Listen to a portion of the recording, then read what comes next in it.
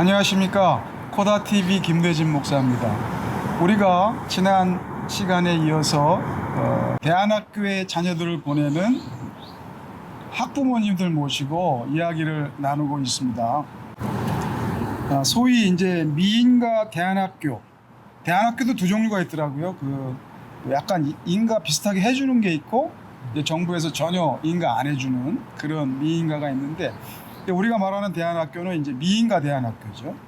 미인가 대안학교에 대한 보통 사람들, 일반인들의 시각 중에, 야, 저기 금수저들만 다니는 학교다, 학비가 엄청 비싸지 않냐, 이렇게 얘기하는 걸 제가 들었어요.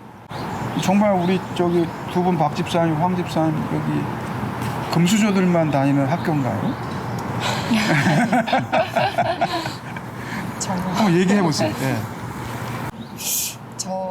금수저 학교라는 얘기를 이제 한다고 그러더라고요. 저는 예. 사실은 금수저 학교라는 그런 인식은 없었어서 예. 근데 학교에 보냈더니 그런 얘기를 하는 분들도 있는데 그거는 정말 오해다라는 말씀을 일단, 드리고 예. 싶고요.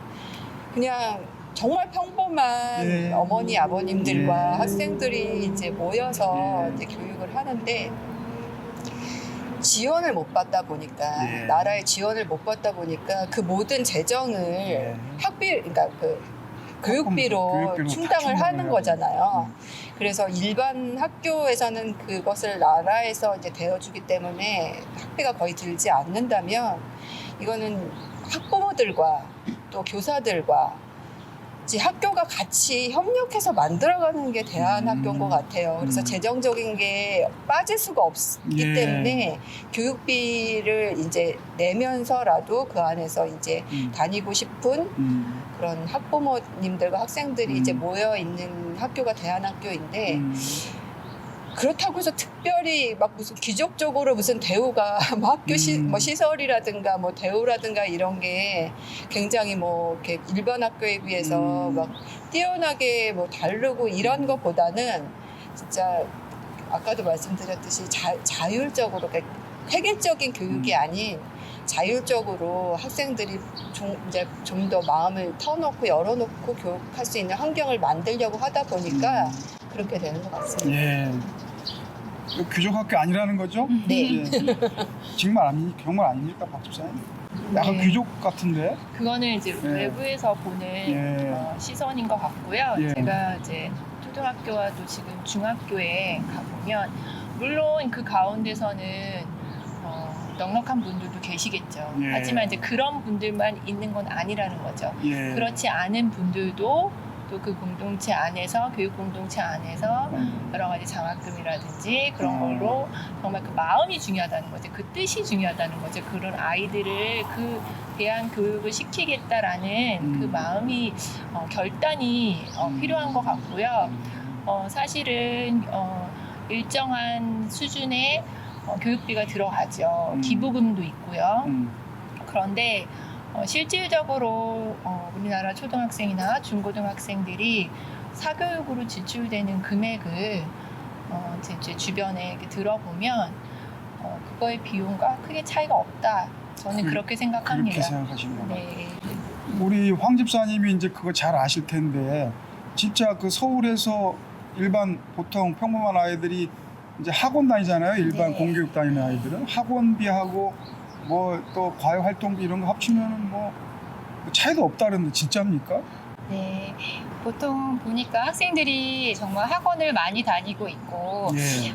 공교육에서 학교 수업 외에 학원가를 돌면서 많이 공부를 하고 있고 또 보충학습도 하고 있는데 그 사교육비 시장이 어마어마하게 크더라고요. 그래서 예. 제 친구들도 이제 소위 사교육이 활발하게 이루어지는 곳에 사는 친구들은 만날 때마다 한숨밖에 안 쉬고 있더라고요. 예. 모든 재정으로 들어오는 금액이 아이의 사교육비로 지출되어 있고 한번 또 발을 넣으면 예. 이제 빠져나올 수 없는 그런 또 사교육 시장이기 때문에 그런데 대다수의 대안학교들은 기숙형도 있고 이렇게 집에서 다니는 학교들도 있지만 제가 아는 대안학교가 전부는 아니겠지만 대다수는 사교육을 허용하지 않고 있어요.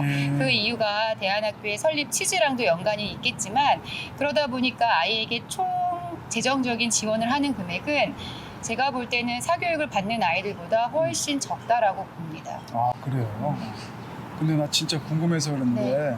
그 소위 말해서 서울에 조금 이렇게 좀 이렇게 아주 열심히 사교육 시키면 네. 한 달에 얼마 들어요? 대충 보통 대충이요. 네, 뭐 저도 제가 직접 해본 게 아니라 네. 들리는 소문이지만 정말 월급쟁이가 따라가기 힘들 정도의 금액이기 때문에 또 아이가 너무 잘하는 아이면 또 더 들어요? 더 들죠. 그러면 막 몇십만 원이 아니고 몇백만 원이네? 그 이상이 될 수도 있는 것 같아요. 그렇군요. 거기가 뭐 예전에 100만 원, 150만 원 얘기했으니까 그 요즘에는 뭐 상당하겠네. 그러니까 귀족 학교 아니고 오히려 꼭 돈으로만 따지면 오히려 덜 든다. 덜 든다. 이런 얘기시고. 우리 일부에서 우리 양 집사님이 굉장히 중요한 얘기 해주셨는데 집사님 그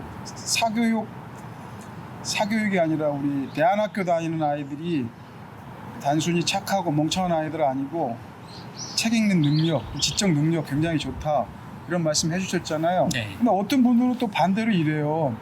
야 그 대안학교 그러니까 뭐 영어, 뭐 국제학교 이런 것도 대안학교가 많고 하여튼 결국은 니들끼리 가가지고 아주 그냥 애들 소위 월등하게 키우려고 하는 거 아니냐, 수월성 교육 하려고 하는 거 아니냐. 그거 뭐 굉장히 뭐 예를 들면 아주 나쁘게 얘기하면은 엄청난 과외를 갖다가 따로 하는 거 아니냐 뭐 이렇게 비판하는 분들도 없지 않아 있더라고요.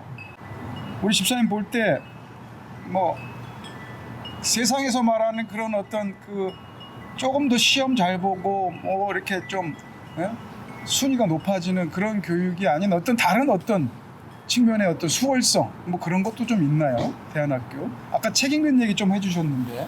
네. 그러니까 이게 이제 대안학교라는 게 지금 뭐 초등 과정이 있을 거고 중등 과정이 있을 거고 뭐 고등학교 과정이 있을 텐데요. 이거를 이제 뭐 뭉뚱그려서 대안학교라고 한다면 이제 너무 포괄적인 게 되고 네. 저희는 지금 이제 초등학교를 그 대안학교를 보내고 있는 가정 입장에서 네. 제가 그 느낀 점은 네. 이제 저희도 뭐 다 그 뭐 예전에는 국민학교라고 했던 초등학교를 다 거쳤고 그 과정에서 이제 제가 느꼈던 점은 너무 획일적으로 그 어떤 아이들 뭐 좀 심하게 말하면 그냥 돌봄 교육 정도의 어떤 초등학교 교육이 아니었을까라는 생각을 했던 게 왜냐하면 그 교육들이 너무나 그 단순하고 어떤 교사 선생님들이 너무 학생들을 사랑하지만 너무나 다양하게 이 여러 가지를 어떤 뭐 쇼핑하듯이 이렇게 했던 좀 느낌이 저는 있었어요. 그게 이제 어떤 그 교사 선생님들에 대한 요구를 폄하하거나 이럴 뜻은 아닌데 공교육 시스템 자체가 너무 어떤 중요한 아이들이 어떤 그 그릇을 넓히기 위한 교육에 집중하기보다는 그냥 여러 가지 그냥 다양한 거를 그냥 어렸을 때는 뭐 이것저것 하고 뭐 너희들끼리 끝나고 가서 놀아라 이런 좀 그냥 좀 어떤 케어를 한다는 느낌이 저는 돌이켜보건대는 좀 안 들었던 생각이 들어서 제가 그러면은 좀 그 어떤 뭐 수월성 뭐 이렇게 뭐 수학을 먼저 한다거나 이런 거보다는 그 아이들에게 조금 더 책을 많이 읽히고 그러면서 그 중심에는 또 성경을 또 읽게 하는 그런 교육이 아이들이 어떤 뭐 지금 당장의 어떤 뭐 점수를 내거나 이런 건 아니더라도 어떤 미래를 살아가는 그 차원에서 우리가 대부분의 지식은 뭐 지금 인터넷이나 이렇게 얻고 있지만 누가 그래도 뭐래도 지식의 뿌리는 책을 통해서 얻게 되는데 그런 이제 그 어떤 그런 거에 근간을 또 저희가 다니는 학교는 그 여러 가지 이제 다양한 그 교육 시스템의 문제점이나 이런 것을 검토를 해서 또 이제 많은 유대인들이 또 그 지금 노벨상이나 이런 부분들에 대해서 많이 받고 있는 이런 것들을 종합해서 하고 있는 그런 부분들도 지금 교육에 담고 있다는 그런 내용도 저는 이번 대안학교를 보내면서 그 많이 좀 그 동의를 하게 됐던 부분이 있었습니다.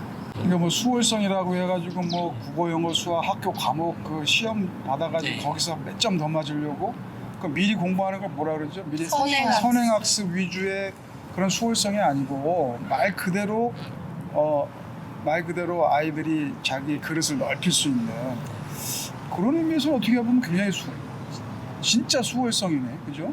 예? 진짜 좋은 교육을 추구할 수 있는 그런 어떤 뭐랄까 기회가 주어진다고 할까요? 뭐 그런 것을 대안학교에서 발견할 수 있다. 이렇게 생각하면 되겠어요, 집사님? 보통 수월성 교육이라고 하면은 이 단어가 아이의 성적 위주의 결과라는 표현으로 우리나라에서 많이 쓰이고 있는 것 그죠. 같아요. 네. 그러니까 수월성 교육을 한다 그러면 수치화된 점수화된 것을 생각하는 사람들이 되게 많은데 사실 수월성 교육이라고 한다는 건 각기 태어나 자기한테 맞춰진 잘하는 것 그것을 찾아서 그것을 남보다 더 잘하는 것이거든요. 그래서 아이가 대안학교에 이제 어린 시절에 다닐 때 내가 남보다 무엇을 더 잘하는지를 찾을 수 있는 시간인 거죠. 누구나 다 수학을 잘할 수는 없지만 대다수의 사람들은 수학을 잘해야지만 수월성 교육이다라고 하지만 대안학교에 있는 아이들은 어떤 아이는 예체능을 잘하고 어떤 아이들은 곤충에 관심이 많고 그러면서 아이들이 이 수월성 교육의 근간은 아이들이 자기 진로를 찾을 수 있는 그 기본 베이스가 되어야 되는 거거든요. 누구나 다 의사가 되고 누구나 다 남들이 선호하는 직업이 될 수는 없지 않습니까? 그래서 저희는 대안학교를 저희 부부가 보내면서 아이가 진짜 무엇을 좋아하는지 경험하는 만큼 성장한다 이렇게 생각하면서 보내고 있습니다. 굉장히 중요한 말씀인 것 같아요. 그러니까 대안학교는 사실 수월성을 포기한 학교는 아니고 그렇다고 그 일반 공교육에서 말하는 수월성을 추구하는 학교도 아니고 어떻게 보면 진정한 의미에서의 수월성, 각각이 가지고 있는 아주 탁월한 그 부분을 개발해주고 그걸 끌어내주는 그런 수월성을 추구한다. 이렇게 이해를 제가 얘기 들으면서 했습니다. 근데 지금 오늘 우리가 새 소리도 나고 바람 소리도 나서 지금 오디오 이게 잘 따지는지 걱정이 많은데 그럼에도 불구하고 이렇게 집사님 마당 여기서 이런 집에 사는 이유도 그런 거하고 좀 관련이 되네요, 집사님. 예? 아니 자칫 또 이렇게 화면으로 보면 저희 집이 되게 큰 저택으로 보일까봐 네. 저희 부부가 걱정을 하는데 저택은 아니다. 사실 저택이 아니라 간단한 집입니다. 지하수를 쓰는 도시가스도 안 들어오는 산 밑에 있는 아주 낡고 낡은 집일 뿐이에요. 누가 그래서 보니까 뭐 가건물이라고 그러더라고요. 판넬 그냥 집이. 근데 그 정도는 또 아니고. 혹시나 오해하실까봐 전혀 귀족적이지 않고 그냥 아파트 생활을 하다가 그 아이의 결정적인 순간을 놓치기 싫다라고 생각했어요. 그 교육학적에서 말하는 그 결정적인 시기에 언어도 배워야 하고 아이가 경험해야 되기 때문에 한번 이런 전원주택에 살아보자 해서 한번 왔는데 고생도 많이 하고 있습니다. 그러니까 보니까 따님이 저기에서 막 몰챙이도 키우고 도마뱀도 키우고 그러면서 보통 애들은 이제 나 의사 될래요 그러는데 이 집 아이는 수의사 될래요 그러더라고요. 그런 거 보고 참 신선하게 느꼈습니다. 근데 너무 좋은 것 같아요. 한국에서도 참 이렇게 두 분 다 직장이 서울로 알고 있는데 좀 이렇게 외곽으로 떨어져 가지고 이렇게 아이들을 키울 수 있구나. 하여튼 의지의 문제인 것 같습니다. 자, 아무리 그래도 보통 이렇게 말합니다. 다른 건 몰라도 자녀 문제는 부모 마음대로 안 된다. 그래요. 대안학교 보내시면서 혹시 좀 내 마음대로 혹시 그래도 아까 계속 긍정적이고 좋은 얘기만 하셨지만 내 마음대로 안 된 점 혹시 있었는지 그리고 그래서 기도의 제목 그럼에도 불구하고 감사 제목 이런 거 좀 나눠주셨으면 좋겠어요.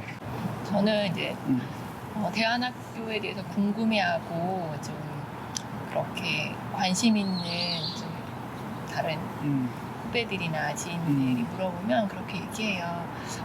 대안교육은 선택이고 그리고 완벽한 대안학교는 없다. 우리가 네. 어떤 대안을 가지고 네. 더 나은 교육을 하고 싶고 예. 기대감을 가지고 대안학교를 선택하지만 나의 기준과 나의 욕심을 다 채울 수 있는 학교는 없다, 불가능하다. 네. 예. 가장 중요한 것이 무엇인지 그 한 가지만이라도 만족하고 네. 그 인도하심이 있다면 그게 감사한 거다. 네. 예, 저는 그렇게 얘기를 하는데요. 네. 제가 이제 대한학교를 보내고 또 이제 대한교육을 또 선택해서 중학교를 가 보니까 여기도 더 작은 공동체이기 때문에 어떻게 보면 문제가 더 드러날 수 있어요. 예, 사람이 적기 때문에 그게 더 크게 부각될 수도 있고요. 하지만 저희가 그냥 대안이 아니라 기독 대안이기 때문에 저희가 이 선택하는 데는 분명히 하나님의 인도하심이 있다고 생각을 해요. 예, 저희가 무엇보다도 하나님 안에서 성경을 바탕으로 아이를 교육하고 싶은 그걸 보시고 하나님이 인도하셨다고 생각하기 때문에 어떤 그런 관계나 어떤 학교의 그런 여러 가지 부족한 점이나 그 무엇보다도 재정이 넉넉지 않잖아요. 대안학교들이 거기서 오는 어떤 체계라든지 외형적인 부분이 우리가 만족은 할 수는 없죠. 예, 하지만 그럼에도 불구하고 정말 참된 교육을 할 수 있다는 것, 참된 스승을 만날 수 있고 진짜 친구를 만날 수 있다는 것, 거기에서 되게 아이도 감사하고 저희도 또 아이를 통해서 많은 대안학교들이 아이만 교육하는 게 아니라 그 가정, 그 부모를 교육하는데 굉장히 많은 교육과 시간을 들이세요. 왜냐하면 아이만 교육한다고 해서 그 아이가 바뀌지 않거든요. 예. 가정이 변화하고 부모가 변하지 않고 그 부모가 학교랑 같은 마음으로 교육하지 않으면 교육에 한계가 있거든요. 그렇기 때문에 저희는 부모가 같이 성장할 수 있고 부모가 변화될 수 있어서 그것이 너무나 감사했습니다. 참 중요한 말씀 해주신 것 같아요. 다 만족할 수는 없지만 그 핵심 가치를 따라 추구해서 그 하나를 좀 집중해라. 그 말씀 너무 좋은 것 같아요. 예. 또 다 하지 않고 꼭 하고 싶은 말씀 한번 해보세요. 좀 기도 제목 한번 말씀해 보세요. 우리.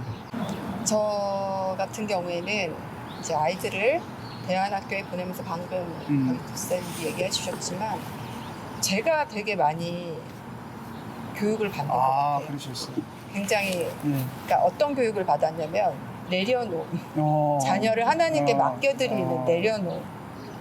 굉장히 많이 부딪히더라고요. 그러니까 일반 학교를 보내다가 대안학교를 보낸 아이, 그리고 처음부터 대안학교를 보낸 아이 둘이 있는데 저희 아까도 말씀드렸지만 저희 아이들은 이제 중고등학교 시절을 이제 대안학교를 거쳐갔기 때문에 특히 고등학교 같은 경우는 입시랑 직결이 돼 있어서 어머니들이 굉장히 많이 고민을 하세요. 중학교를 대안학교를 보냈더라도 고등학교를 대안학교를 보내는 거에 대해서 굉장히 많이 망설이게 되고 고민하게 되고 그런 것들이 있는데 저는 고등학교를 대안학교를 보내니까 이렇게 세상에서 얘기할 때는 아까도 말씀하셨지만 많은 학원을 보내야 되고 사교육을 받아야 되고 그게 너무 당연한 거고 근데 대안학교에서는 사교육이 이제 다 금지가 되어 있잖아요.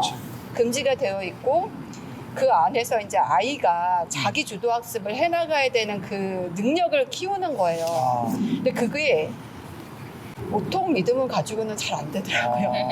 그러니까 굉장히 많이 부딪히게 되고 공부를 해야 되지 않겠니? 계속 잔소리를 하게 되고 이런 습성들이 처음에는 굉장히 고치기가 어려웠었는데 그거를 내려놓게 하시더라고요.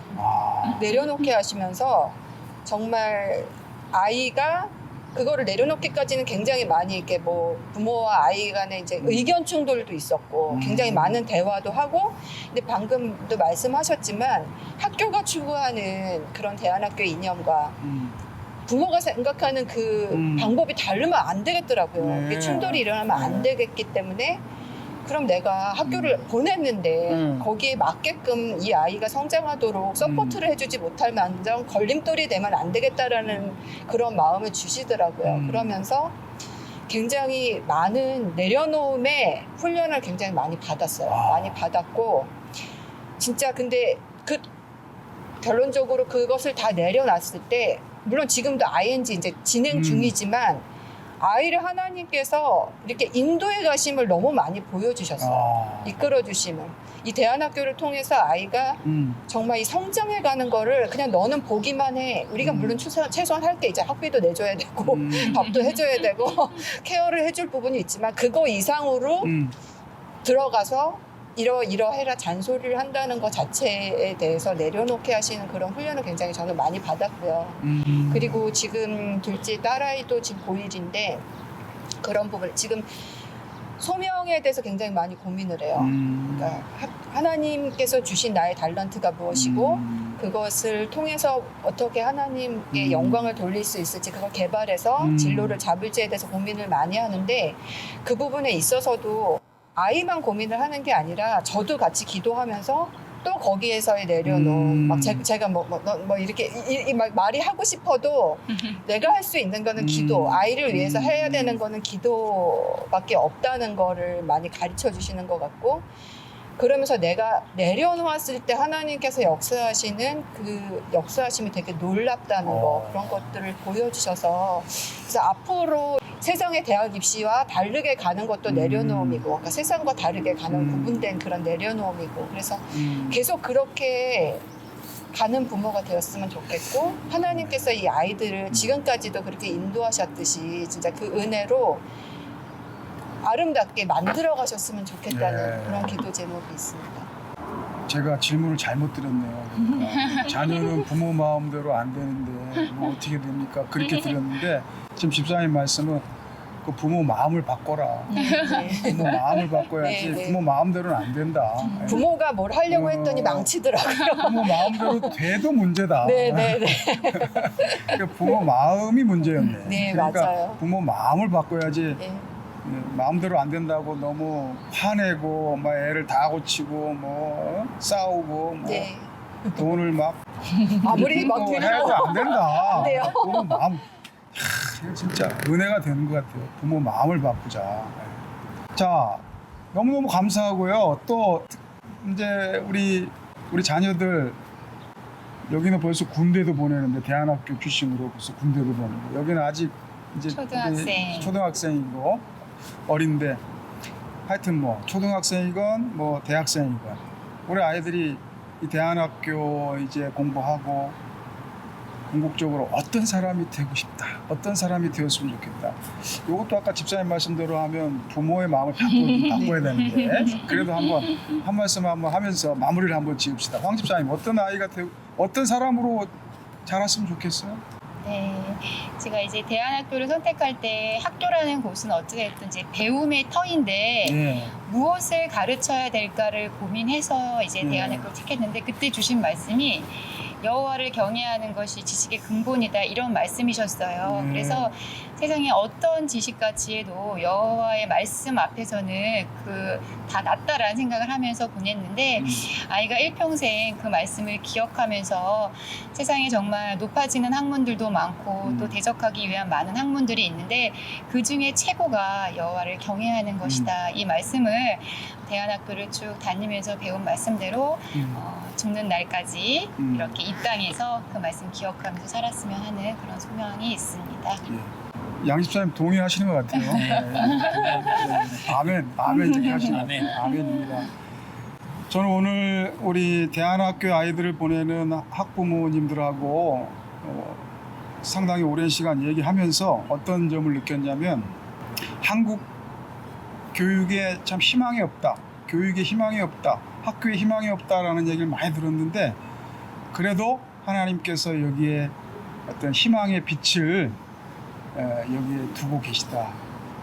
어떤 그루터기가 남아서 새싹이 움돋고 있다. 이런 생각이 들었습니다. 그래서 우리 다음 세대, 대한민국 그리고 우리 한국교회 다음 세대에 희망의 빛이 있다. 이런 생각이 들었습니다. 앞으로도 정말 인간적인 우리 부모의 마음 오히려 내려놓고 하나님의 영광과 여호와를 아는 아이들로 우리 한국교회 다음 세대가 자라기를 바라고 저는 개인적으로 기독 대안학교가 우리 한국교회가 힘을 집중해야 할 아주 중요한 접촉점이다. 이런 생각을 하면서 우리 네 분 학부모님들한테 감사를 드립니다. 수고하셨습니다. 감사합니다. 감사합니다.